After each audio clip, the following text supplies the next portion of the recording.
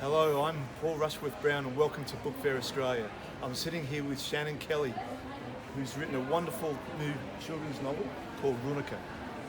Shannon, welcome to Book Fair Australia. Thanks, Paul. Nice to be here. And tell me about your book. So Runica and the Six-Sided Spellbooks it's about a girl who lives on the streets with her pet cat, and she's an orphan. She's just barely getting by, but she has some magic powers, and she accidentally pickpockets a powerful rune caster who basically threatens to throw her into prison or come and study at his academy and learn how to properly do magic. Okay. So she kind of goes to the academy. She knows how to live by herself, but the problem is she doesn't actually know how to make friends or any of the other sorts of things that you kind of need to do growing up. Okay, just excuse my ignorance, but what is rune? So runes as in like magic runes, Norse runes, things like that. Just different symbols and shapes that float up in the air, and you can use those to make magic powers. Okay. And tell me, like the names of the characters. Where do they come from? Well, Runica is it's a pun on rune, really. It's kind of a derivative there. Okay. All the other characters, though, I try and find kind of diverse backgrounds and try and not go for those stereotypical names, but something that kind of represents the character in their own native language. Okay.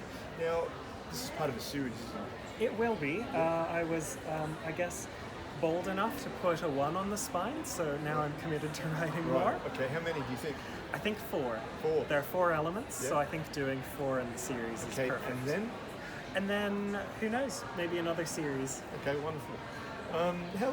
How long does it take you to actually develop a book like this? Probably takes me a couple of weeks to plot it, and then about 6 months to write it. Something like this. It's only about 150 pages long, so it doesn't take too long to write. And then maybe another year to edit the whole thing a couple of times, so that it's not just the raw words from my brain on the page. Sure. And the main characters, where do you put up the names of the characters? Well, so it's I think I've already asked that. No, that's all right. I can answer it a different way. I can edit that out. Yep, sure. What is the most difficult part of your artistic process?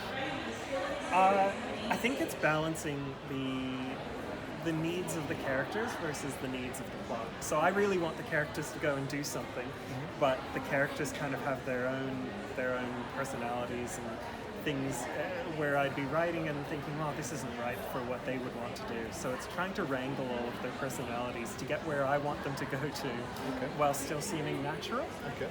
And obviously it's a children's book. What age group would it be aimed at? I'd say probably around 9 to 11 years old. Okay, 9 to 11. Wonderful. I might even buy a copy for my daughter. Oh, wonderful. Now then, do you have any secrets in this book? I probably put a couple of Easter eggs in there. There are a couple of book series that one of the characters, Felix, loves to read books, and so I've kind of played off existing book series but made them a little bit more fantasy-ish. Okay. That's about as far as I've gone for Easter eggs, though. Okay. And if I was to ask you what your kryptonite is with regard to writing a novel like this, what would it be? I'd say probably the last couple of years I've learned that I get a lot of my writing batteries sort of filled up by being out with other people and kind of observing and just interacting with people, really, just existing in society. And I think when you take that away, I've certainly learned that it's a bit harder to I sat there at the beginning of lockdowns and thought, this is a perfect time to write, but as it turns out, it's very hard to write when you're not getting anything kind of input. Yeah, and so obviously, watching children and that, because I don't have any kids of my own, I'm very much playing off of friends who have kids and friends who are school teachers as well. I probably write what I think kids are going to be acting like, but I definitely rely a lot on my beta readers to tell me when I'm wrong. So do you think it helps to be a bit of a kid yourself to write these books? Certainly, yeah. I don't think I've ever grown up, so there's a bit of me in that. Okay, wonderful. it looks like a very intriguing novel for young people. Thank you. I hope And, so. and Shannon, thank you for joining us. It's been And, lovely to be here. It's great to see this on the Woody Wrighty show over in the US. Yeah, I look forward And enjoy the rest of Book Fair Australia. Thanks for having me. Okay, thanks, Shannon.